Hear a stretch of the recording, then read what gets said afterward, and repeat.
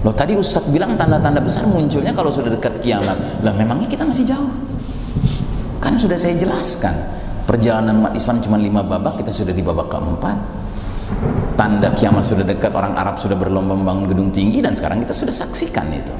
Nah, NASA, lembaga antariksa Amerika Serikat, sudah mendeteksi di jagat raya yang luas ini, Pak. Kan kerja mereka mantau tuh jagat raya. Mereka memantau, ternyata ada sebuah meteor yang arahnya menuju ke langit bumi ini, Pak. Menurut perhitungan mereka dari jaraknya, kecepatan geraknya, mereka berkesimpulan dia akan melintasi langit bumi kita tahun 2029. Yang mereka khawatirkan kalau dia masuk ke langit bumi lalu masuk ke kawasan yang bernama keyhole, lubang kunci, persis masuk, niscaya dia akan nabrak planet bumi kita ini.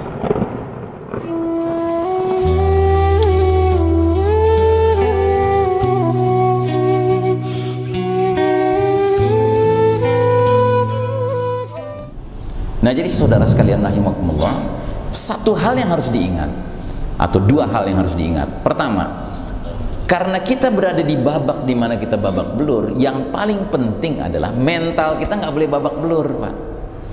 Apa itu maksudnya mental babak belur? Mental babak belur adalah mereka-mereka yang ngaku muslim di babak keempat ini, tapi nggak sabar menghadapi kekalahan, akhirnya pingin mengecap kemenangan, akhirnya menggunakan kaedah orang kafir. Apa itu kaedah orang kafir? If you can't beat them, you join them.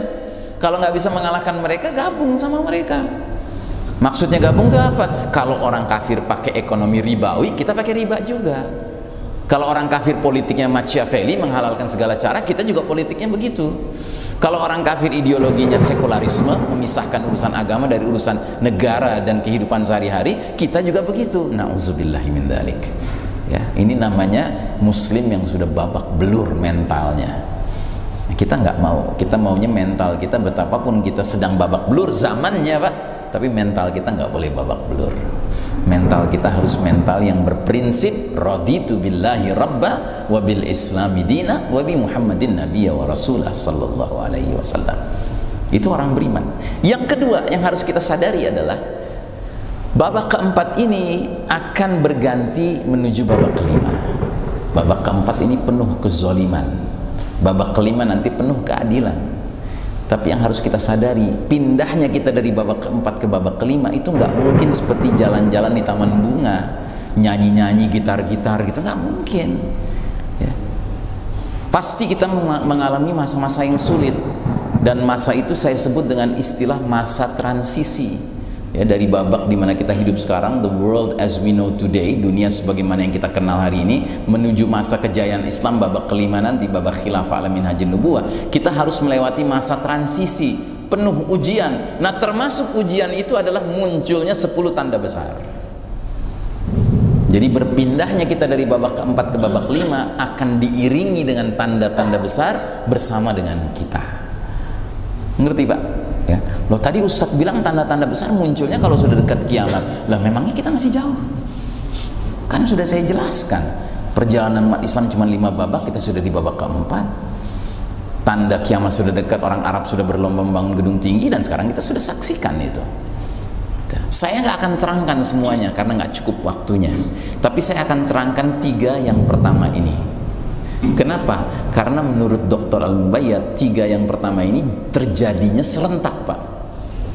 Jadi al-khasfu bil masyriq, pembenaman bumi di timur, al-khasfu bil maghrib, pembenaman bumi di barat, serta ad-dukhan itu terjadinya serentak. Ad-dukhan itu artinya kabut asap yang menyelimuti planet bumi ini. Ya. Nah, keterangannya di mana bisa kita dapatkan? Kita bisa dapatkan dalam surat Ad-Dukhan. Nama suratnya saja sudah surat Ad-Dukhan. Allah Ta'ala berfirman mulai dari ayat ke-10, "Fartaqib yawma ta'tis sama'u bidukhanin mubin." Maka tunggulah hari ketika langit membawa kabut yang nyata. Dukhan itu kabut atau asap, ya. Yaghshan nas, meliputi manusia. Jadi kabut ini akan menyelimuti manusia seluruhnya. Bahkan dalam hadis diterangkan seluruh wilayah timur, seluruh wilayah barat semuanya menjadi gelap selama 40 hari 40 malam karena kabut ini. Nah, yang mengerikan kata Allah selanjutnya, hadza adzabun alim, ini adalah azab yang pedih. Jadi dukhan ini azab, Pak. Dan ini belum kiamat ya, ini azab sebelum kiamat. Ya, kalau kiamat kan mengakhiri semuanya Pak, semua orang tewas. Tapi kalau ini azab berarti banyak yang tewas tapi nggak semuanya. Pertanyaan, sewaktu kita kecil dulu dengar kisah-kisah para nabi-nabi, kaum-kaum terdahulu, biasanya satu kaum diazab karena apa? Karena apa? Hah? Karena kezolimannya melampaui batas, ya Pak ya. Ada kata-kata melampaui batasnya itu Pak yang penting, gitu. Nah kira-kira dari 5 babak perjalanan sejarah umat Islam, babak yang mana yang paling pantas diazab sama Allah? Hah? Babak keempat. Sedangkan kita di babak keempat. Kita di babak keempat. Kenapa babak keempat ini pantas diazab Allah? Karena babak ini, babak mulkan jabrian, para penguasa yang memaksakan kehendak ini adalah peradaban di mana manusia mempertontonkan kesombongan, kemungkaran, kezaliman, kesyirikan, kekufuran yang luar biasa terhadap Allah Rabbul Alamin, penguasa jagat raya. Sehingga inilah babak, inilah peradaban yang pantas memperoleh azab pedih dari Allah yang Maha Pemberi balasan. Coba Anda bayangkan, kaum Nabi Lut diazab nggak Pak? Diazab ya. Mereka dulu tinggalnya di 2 negeri namanya Sodom dan Gomorrah. Yang kalau pakai standar hari ini Pak, Sodom dan Gomorrah dulu itu penduduknya kira-kira puluhan ribu. Kalau standar hari ini itu hitungannya negara, provinsi, kota, apa desa? Desa ya. Ya. Jadi gara-gara LGBT mereka diazab. Padahal jumlahnya puluhan ribu. Hari ini Pak, negara barat kafir yang sudah melegalkan LGBT itu sebanyak 20 negara Pak. Dan 1 negara Asia kafir, Taiwan baru-baru ini ya masuk dalam daftar negara yang sudah melegalkan LGBT. Nah, kita ambil satu contoh saja dari 20 negara barat kafir itu Amerika. Amerika itu salah satu negara yang sudah melegalkan LGBT, menghalalkan LGBT. Jumlah penduduk Amerika itu 400 juta Pak. Ya tentu nggak semua setuju kan LGBT. Ambil aja 10% setuju. 10% berapa dari 400 juta Pak? 40 juta manusia di muka bumi hari ini sudah melegalkan LGBT. Bayangkan, dulu cuma puluhan ribu saja diazab sama Allah. Kira-kira kalau sudah puluhan juta, pantas nggak diazab sama Allah? Mungkin belum, karena masih menunggu ada negeri muslim yang melegalkan ya. Kira-kira yang kandidat apa bakal jadi negeri muslim yang melegalkan mana ya? Saya pernah dengar katanya ada sebuah negeri muslim baru-baru ini nangkep 144 orang yang pesta LGBT, ditangkap semalam di penjara, besoknya dibebaskan. Saya nggak tahu tuh negeri muslim mana tuh. Ya kan? Jangan-jangan itu kandidat itu. Ya kan? Ya. Kalau Anda nggak percaya, buka deh internet, Anda tulis di Google LGBT Indonesia. Oh ngeri Pak.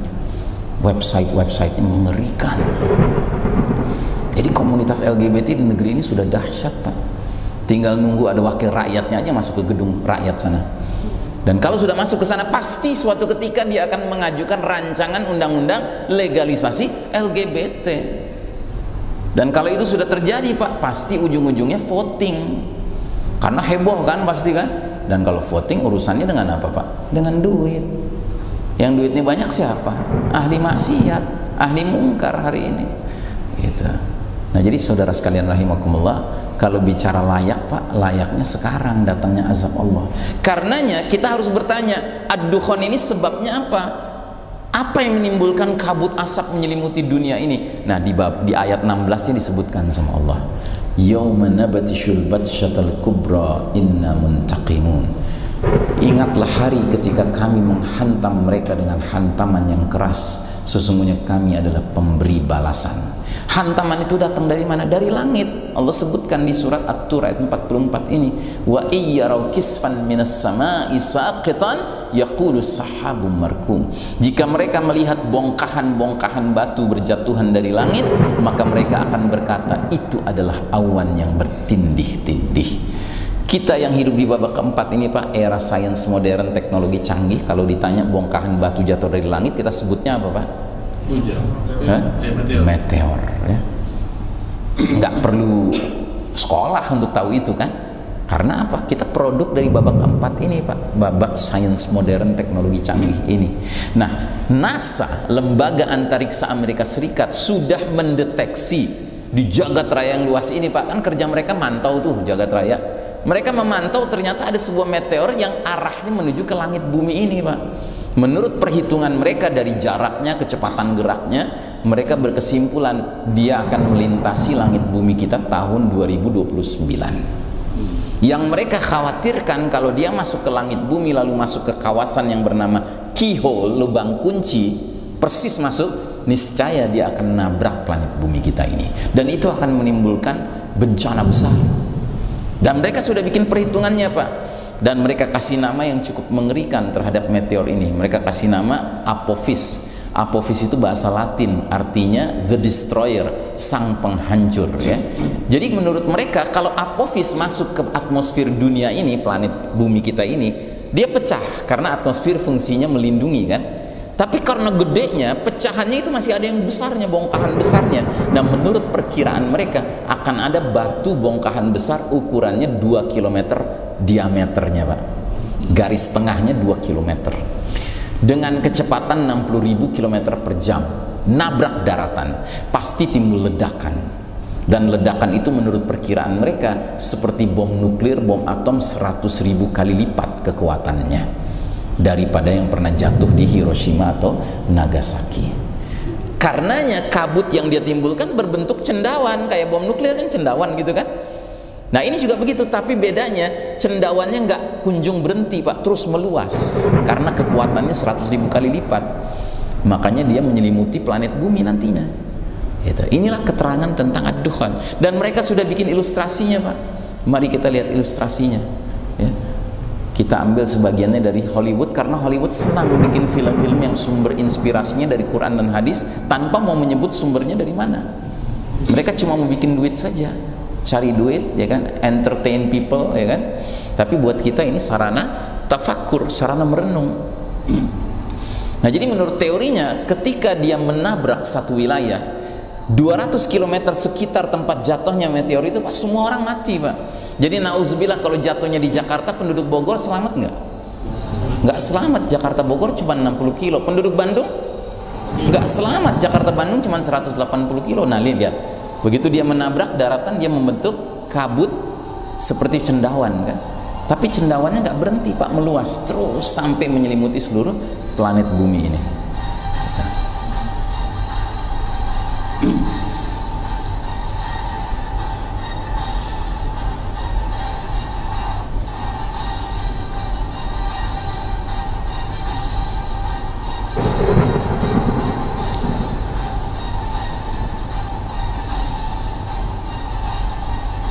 Nah, lihat dahsyatnya benturan bongkahan terbesarnya. Nah, ini sejauh 200 km, Pak, radius ya, akan seperti ini. Belum lagi serpian-serpian kecilnya menjadi seperti rudal-rudal begini.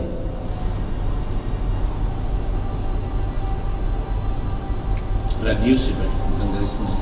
Garis tengahnya 2 km. Begitu dia menghantam daratan, radius 200 km, Pak, itu semua habis. 200 km. Ya, sekitar tempat jatuhnya si meteor itu. Nah, belum lagi serpian-serpian kecilnya, Pak. Bahkan dalam film ini digambarkan ada seandainya skenario bongkahan batu yang jatuhnya di laut. Kalau di laut jatuh membentuk apa? Tsunami.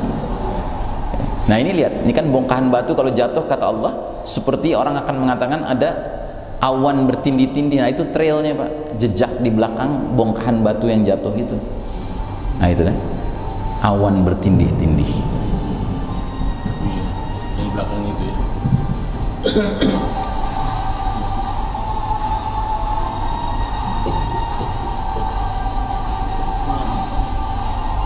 Nah, jadi kalau jatuhnya di laut, jadi dia menimbulkan tsunami. Lebih dahsyat. Ya. Tetap dia tak awan itu.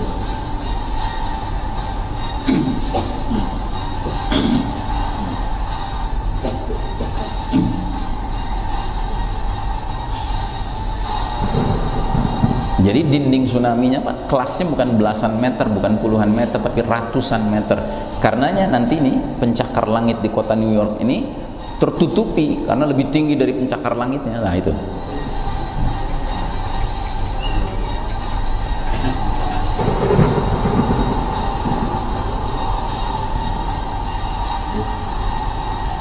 Nah, jadi Allah kan bilang ini azab. Nabi menerangkan, dukhon, kabut, membuat orang beriman seperti kena flu. Sedangkan bagi orang kafir, dia akan bengkak tubuhnya, kepalanya, sehingga keluar cairan dari kedua lubang telinganya. Di hadis yang lain diterangkan oleh Nabi ketika ditanya oleh Huzaifah, apa itu dukhon ya Rasulullah? Tunggulah hari ketika langit mendatangkan kabut yang nyata meliputi manusia, inilah azab yang pedih. Membacakan ayat tadi, surat Ad-Dukhan ayat 10-11, memenuhi semua yang di timur dan di barat, menyelimuti selama 40 hari dan 40 malam. Adapun bagi orang beriman, dia terpapar sehingga dukhon menyebabkan semacam zakmah, pilek, flu. Jadi orang yang imannya murni Pak, kena dukhon itu sebatas flu saja, pilek saja. Tapi bagi orang kafir, maka dia akan seperti orang mabuk, keluar cairan dari berbagai lubang tubuhnya, lubang hidung, lubang telinga, lubang duburnya. Bahkan kata Ibnu Umar, putranya Umar bin Khattab, akan keluar dukhon, maka orang mukmin terkena imbasnya hingga seperti orang pilek. Lalu asap ini masuk ke dalam orang kafir, telinga orang kafir dan munafik, sehingga kepala mereka seperti kepala hewan terpanggang. Gitu. Jadi karena dia azab, dia bisa membedakan mana orang beriman, mana orang kafir, mana orang munafik, begitu ya. Ya. Nah, pantes Dajjal yang muncul sesudah dukhon, kata Nabi, awar, matanya cuma sebelah. Sebelah tuh maksudnya bukan di tengah satu Pak, matanya dua, satu berfungsi, satu cacat karena kena dukhon. Jadi meleleh sebagian mukanya. Kata Nabi, salah satu matanya Dajjal seperti buah anggur nemplok di kulit muka, cacat. Gitu. Efek dukhon. Nah, yang paling penting kita pahami adalah dampak dan akibat dari hantaman keras dan dukhon ini terhadap dunia kita ini secara keseluruhan. Pertama, significant depopulation, akan terjadi pengurangan jumlah penduduk dunia besar-besaran. Kalau sekarang jumlah planet bumi 7 miliar penduduknya kira-kira, mungkin nanti tinggal separuhnya atau sepertiganya atau seperempatnya. Yang kedua, pasti terjadi kelaparan mendunia, global famine. Ya, karena di mana-mana orang nggak dapat makanan dari tumbuhan, dari tanaman, dari pohon, karena matahari bersinar 40 hari 40 malam nggak bisa menyinari tanah. Ya kan, nggak ada makanan, yang berarti di mana-mana orang mode-nya survival, struggle of the fittest, siapa kuat dia dapat. Makanya muncullah kata Nabi al-haraj, pembunuhan demi memperebutkan makanan di sana sini. Nah, yang tidak kalah mengagetkan adalah yang keempat, akan terjadi shutdown of modern technology. Ini yang paling penting Pak.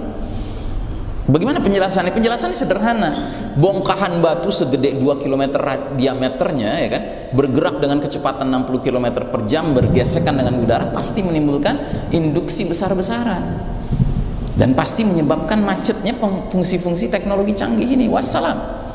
Listrik, ya kan, handphone, komputer, mobil, motor, pesawat udara, sinyal-sinyal satelit. Dan ini dikatakan oleh Nabi kepada para sahabat. 3 kali Nabi ulang-ulang kalimat yang sama, wa'udtum min haitsu bada'tum, wa'udtum min haitsu bada'tum, wa'udtum min haitsu bada'tum. Kalian akan kembali kepada kondisi seperti sedia kala. Kalian akan kembali kepada kondisi seperti sedia kala. Kalian akan kembali kepada kondisi seperti sedia kala. Nah, ini yang paling penting Pak. Kita harus siapkan diri kita, keluarga kita menghadapi keadaan ini. Gitu. Dan kita tidak perlu khawatir, karena apa? Keadaan ini baik buat kita, ini bukan buruk buat kita. Ini satu-satunya cara Allah memberikan kita nafas untuk bisa setara dengan orang kafir. Sekarang kan kita nggak setara dengan mereka. Sudahlah mereka yang mimpin dunia dengan kekufuran mereka, kemaksiatan mereka, kemungkaran mereka. Mereka pula yang menguasai teknologi canggih, sains modern. Jadi nggak usah ngimpi ngejar ketertinggalan Pak. Allah akan memaksakan keadaan di mana semua jadi setara lagi. Kita kan nggak pernah perang sama orang kafir Pak. Yang terjadi kita dizolimi sama orang kafir. Di medan jihad para mujahidin cuma pakai AK-47. Nah, mereka di ruang ber-AC Pak, pakai komputer, pakai mouse, ngikutin, ya, pakai drone. Begitu udah kelihatan, pencet knob, ya kan, bergerak rudal menembak ratusan orang muslim, laki perempuan, anak kecil, ibu-ibu, ya kan, nggak fair ini. Tapi kalau sudah shutdown of modern technology, mereka pakai kuda, kita pakai kuda. Mereka memanah, kita memanah. Mereka pakai tombak, kita pakai tombak. Mereka pakai pedang, kita pakai pedang. Kalau sudah begitu, barulah kaidah orang Betawi berlaku kan. Lo jual, gua borong. Gitu. Kalau sekarang kita ngomong doang Pak. Gitu. Jadi nggak zamannya kita masih mentertawakan seorang ayah yang serius mendorong anaknya belajar berkuda, memanah, berenang. Ya. Ini perintah Nabi, kata Nabi, didiklah anak kalian memanah, berkuda, berenang. Jangan kita sok modern dengan mengatakan Ustadz itu maksudnya bukan memanah, belajar nembak, bukan berkuda, belajar bawa tank, belajar bawa pesawat udara. Maaf, saya nggak pernah tuh baca hadis-hadis tentang perang-perang dipimpin Al-Mahdi nanti pakai drone, pakai roket, nggak ada, ya kan? Kita akan kembali seperti dahulu lagi. Kita sekarang ngerti Pak, para sahabat dulu nggak ngerti karena nggak pernah lihat handphone, nggak pernah lihat komputer, nggak pernah lihat pesawat udara. Kita sekarang ngerti, tapi setelah ngerti mau apa? Mau percaya atau mau ragu? Bisa saja kita meragukan, Ustadz jangan nakut-nakutin gitulah, ya kan NASA sudah bisa mendeteksi apophis, masa NASA nggak bisa melakukan langkah-langkah preventif, ya kan? Nah ini muslim gini ini sudah masuk lubang biawak ini, ya kan? Muslim model begini mungkin sholatnya masih sama kita Pak, baca surat Al-Ikhlas, tapi begitu baca Allahus Samad dalam hatinya teknologi sholat, teknologi tempat bergantung. Enggak Pak, kita nggak boleh bergantung sama teknologi. Ya, maka pemahaman kita akan hal ini akan membuat kita lebih zuhud sekarang Pak. Zuhud dalam pengertian apa? Ada muta'alluq bid dunya. Kita nggak punya keterikatan hati dengan dunia. Kita gunakan ini sebagai alat yang selagi ada. Selagi nggak ada ya sudah, nggak masalah. Gitu. Karena sebelum ini ada juga dunia berjalan, peradaban berjalan. Gitu. Makanya ada yang mengatakan jangan-jangan kalau Allah panjangkan umur kita sampai ke babak kelima nanti, ya, maka kita yang sempat hidup di babak keempat ini akan mentertawakan babak keempat. Wih parah ya dulu ya, kita mau ke warung aja naik motor nyalain knalpot, begitu ngeluarin asap, ya kan, itu kan zolim, ya kan, nggak dikenal nanti Pak. Kehidupan penuh polusi nggak ada. Wih zolimnya dulu, orang masa katanya mau disehatin tapi di black badannya, ya kan, dioperasi maksudnya, ya kan zolim itu. Gitu. Emang zaman dulu ada? Nggak ada, ngeblack orang Pak. Gitu. Ini kan karena kecanggihan teknologi ya, jadi seolah-olah itu wajar gitu loh Pak. Jangan-jangan sarana nyari duit sebenarnya, gitu. Bukan benar-benar mau ngobatin orang, gitu. Nah jadi saudara sekalian rahimakumullah, mudah-mudahan apa yang saya sampaikan tidak membuat Anda makan nggak kenyang, tidur nggak nyenyak, ya kan, tapi membuat kita semakin bergairah, ya kan, dan menyadari bahwa dunia ini sudah lanjut usianya, sudah senja usianya, ya, dan kita akan menghadapi tanda-tanda besar. Dan tanda besar yang awal itu justru adalah shutdown of modern technology, disebabkan terjadinya dukhan dan hantaman keras dari langit, ya. Dan jangan lupa kata Al-Mubayyad, kejadian dukhan ini beriringan dengan terjadinya pembenaman bumi di timur dan pembenaman bumi di barat. Ingat, pembenaman bumi di timur. Negeri kita ini kalau di planet bumi adanya di mana? Di timur, ya kan? Jadi nggak usah teriak-teriak harga mati Pak, harganya terserah Allah. Kalau kata Allah harganya lumayan, dipertahankan di permukaan bumi, tapi kalau kata Allah nggak ada harganya, ditenggelamkan sama Allah, ya kan? Makanya Nabi nggak pernah teriak juga Mekah harga mati, nggak ada. Yang Nabi teriakkan adalah iman harga mati. Demi menjaga iman, tanah dan air ditinggalkan nggak masalah, tapi jangan dibalik Pak, demi tanah dan air iman ditinggalkan. Nauzubillahi min dzalik. Ya nggak begitu Pak. Ya, kita orang beriman ini faham skala prioritas. Makanya nggak ada tuh ayat bunyinya wala tamutunna illa wa antum indonesiun, nggak ada. Illa wa antum muslimun. Begitu juga nggak ada ceritanya kita masuk ke dalam liang lahat nanti oleh malaikat ditanya majinsiyatuka, ya kan, yang ditanya man rabbuka, madinuka, man nabiyuka, siapa Rabb kamu, apa agama kamu, siapa nabi kamu. Nggak ada ditanya apa kewarganegaraan kamu, kebangsaan kamu, nggak ada ditanya itu, ya kan? Nah jadi saudara sekalian rahimakumullah, yang jelas kalau kita baca perang-perang yang dipimpin Al-Mahdi, negeri Indonesia nggak disebut-sebut Pak. Jangan-jangan tenggelam nanti. Tapi jangan khawatir, Cina juga nggak disebut, ya kan? Jepang juga nggak disebut, Australia juga nggak disebut, Filipina nggak disebut, New Zealand nggak disebut. Jangan-jangan memang semua wilayah timur ini terbenam nantinya. Dan jangan khawatir, Amerika nggak disebut juga. Yang disebut Rum itu Eropa, ya, karena ada pembenaman di barat. Jangan-jangan barat itu maksudnya Amerika semua tenggelam nanti, ya. Kan hak Allah kan, lillahi mulkus samawati wal ard, milik Allah kerajaan langit dan bumi ini. Ya, kalau Allah maunya mempertahankan wilayah mana, ya hak Allah. Yang mana yang Allah mau benamkan, hak Allah juga.